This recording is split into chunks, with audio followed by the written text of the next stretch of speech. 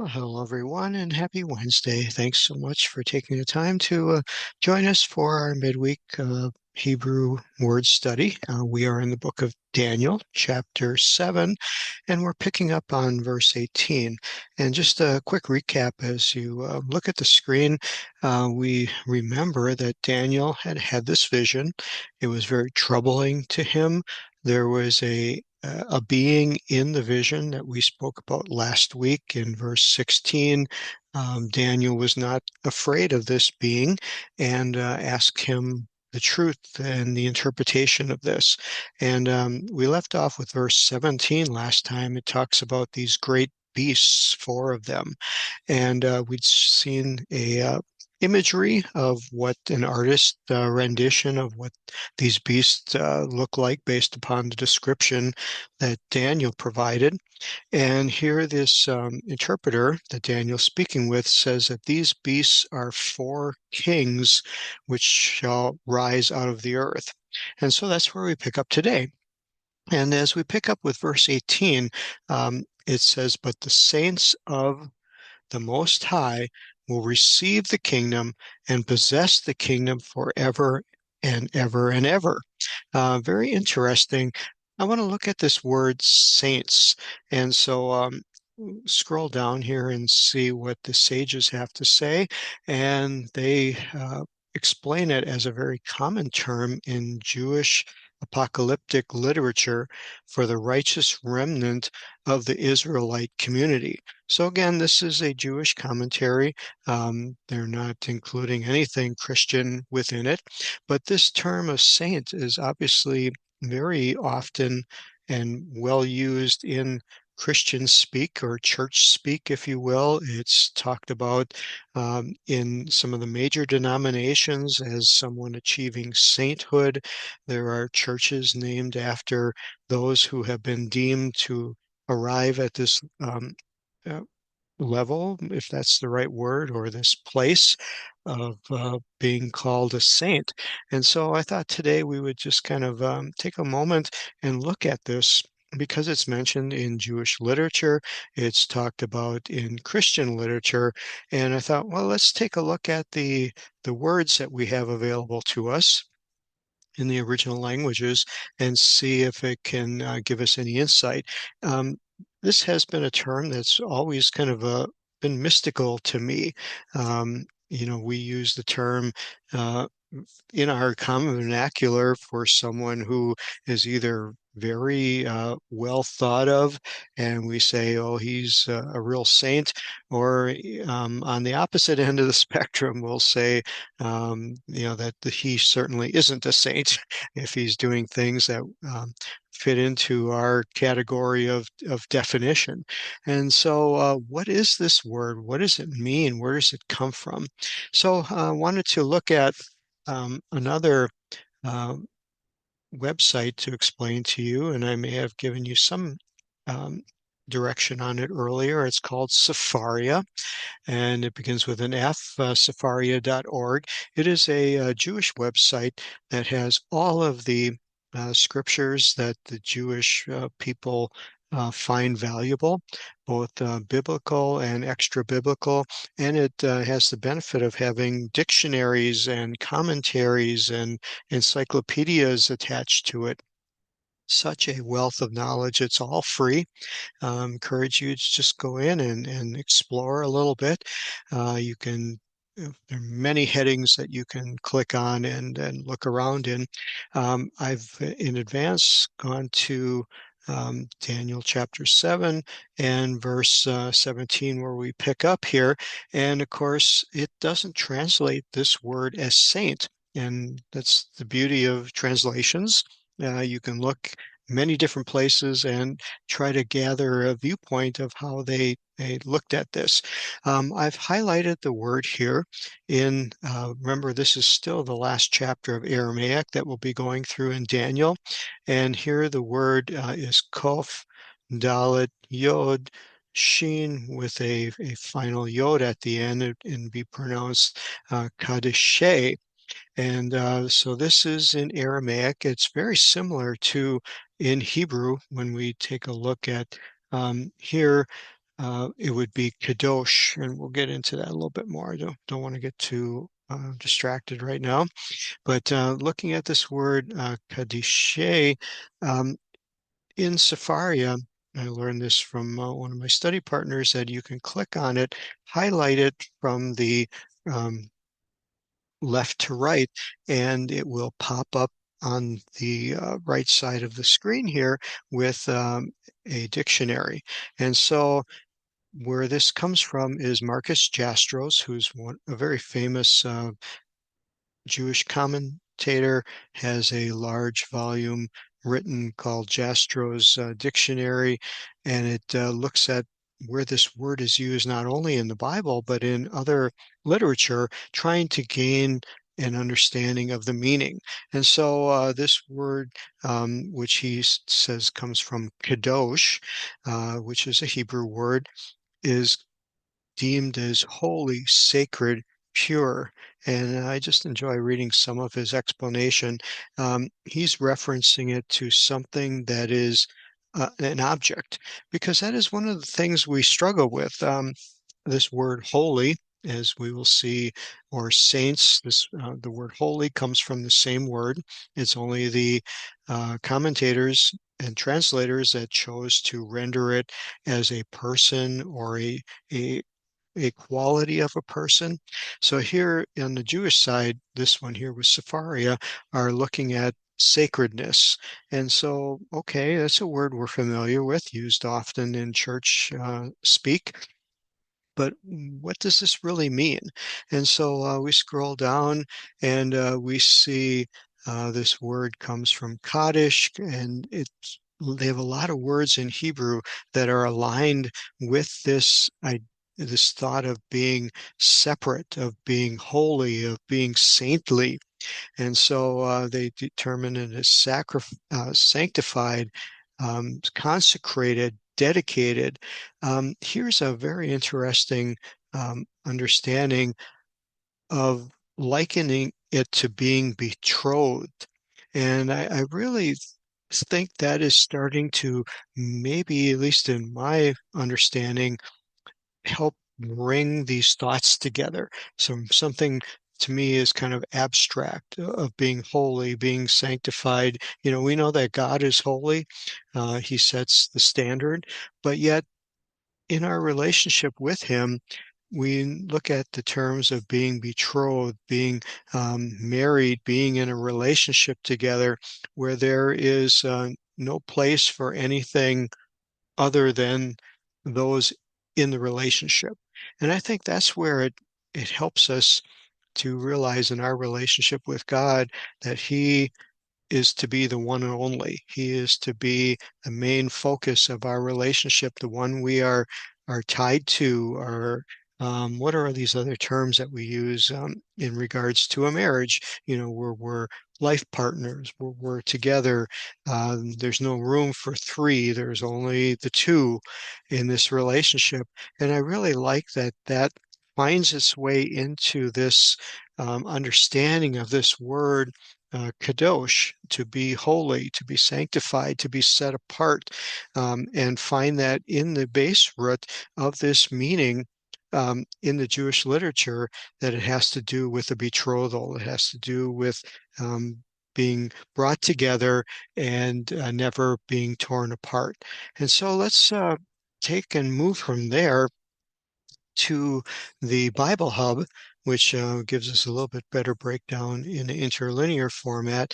It translates as saints. So we know we can hover over the number 6922, give it a click, and it takes us to a lexicon, which is just another word for dictionary, but more specific to languages and definitions in a language rather than just a definition in English like we would think of a dictionary. So it talks about holy, sacred, has meanings applied to God, to angels, to someone who's defined as a saint, even to a sanctuary. But it brings us back from a different aspect of to be set apart. And I think that is helpful for me because sometimes to think of the word holy, I can't relate. Obviously we try to be holy, we try to be set apart, but in our human condition, we think more of the things that we fail in more than the things that we succeed in. And so it's a hard word to relate to for many of us, myself for sure.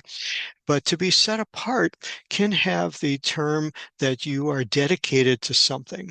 It, we are dedicated in their worship, in our conduct, in our community of life.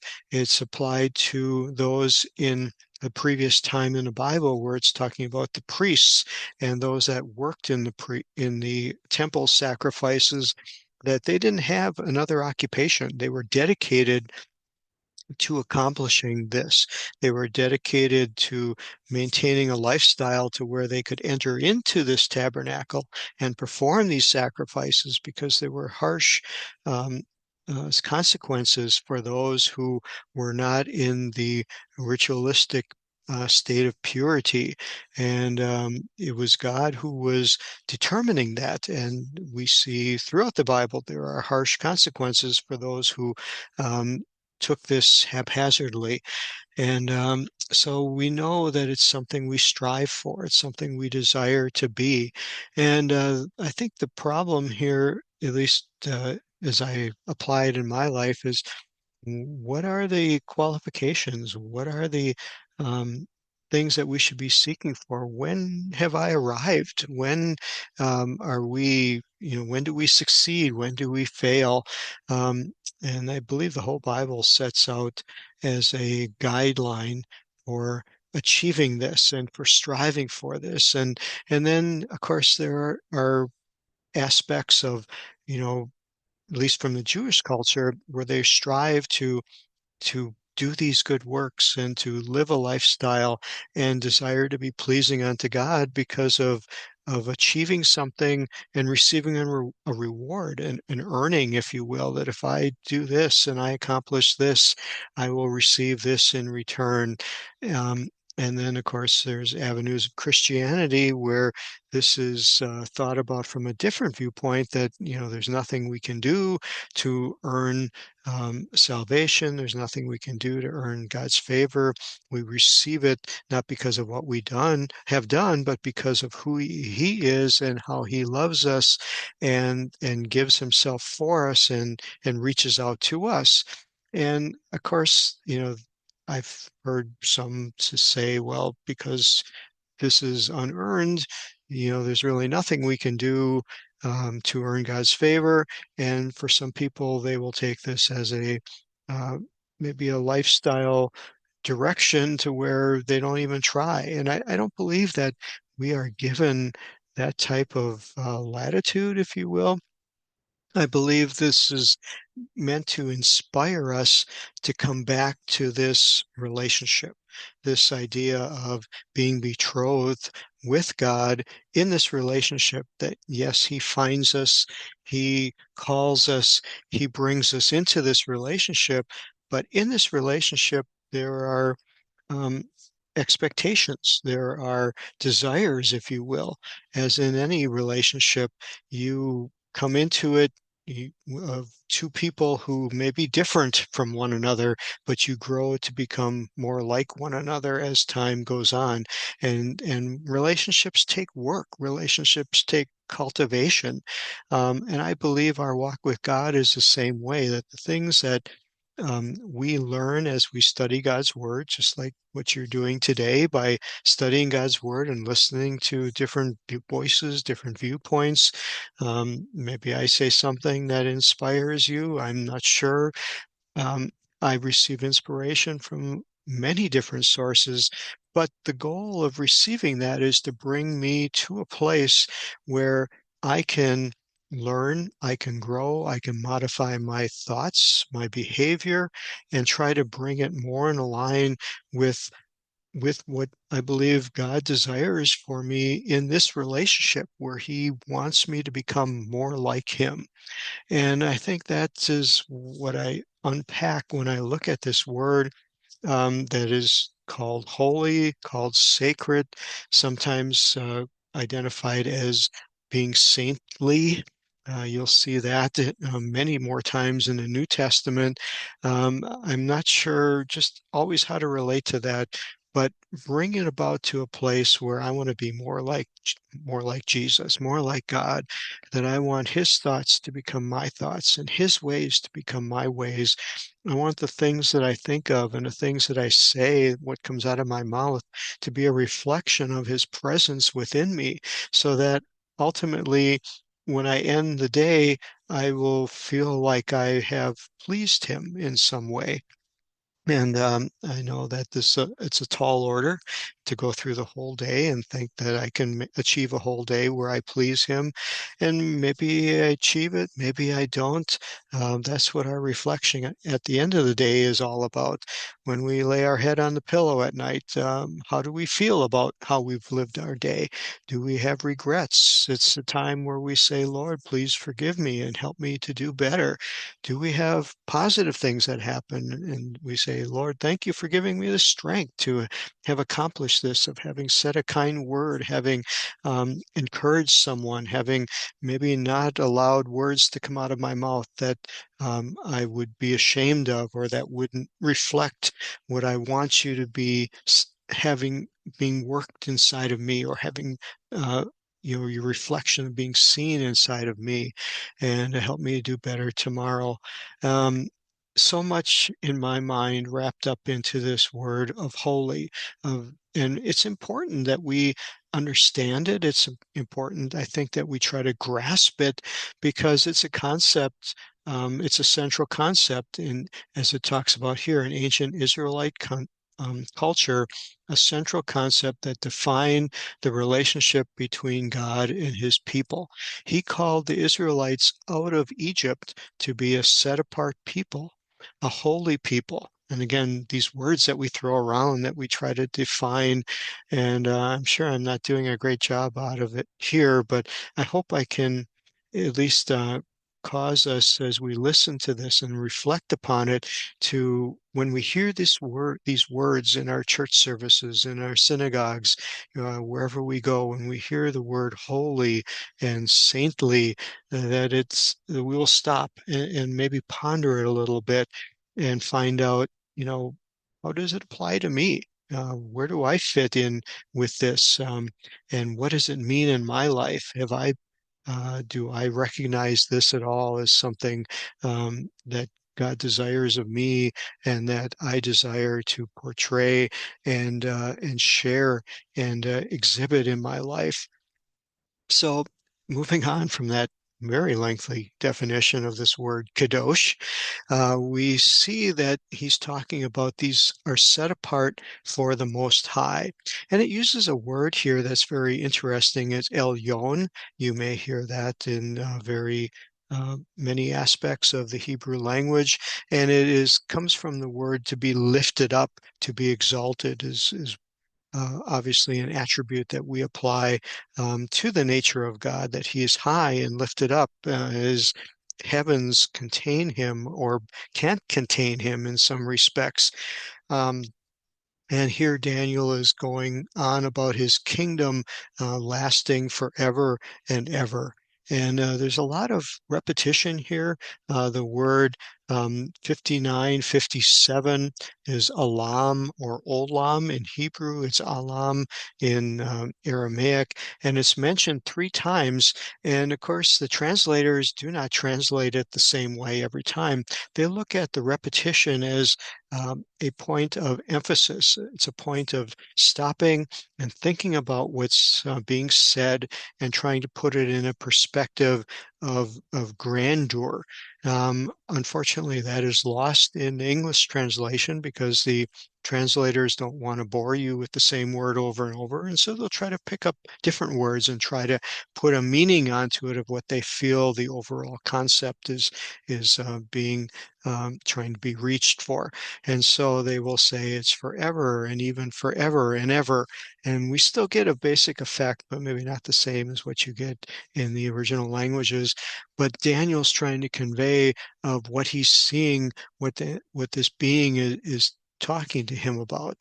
I think that's probably a good place for us to stop today. I hope I've given you some food for thought about the word kadosh, translated as saintly, holy, righteous, fits into this category, and giving you some food for thought. Well, I wish you have a wonderful week, a wonderful day, and thank you so much for taking the time to listen to this little lesson. When you get your um, recording of it, down at the bottom, there's a little box where you can click a little thumbs up or like. I think that's helpful. It shows people that others are listening to this. And again, just appreciate you taking the time. So God bless you all. Have a wonderful rest of your day. And Lord so willing, be back again next week. Bye bye.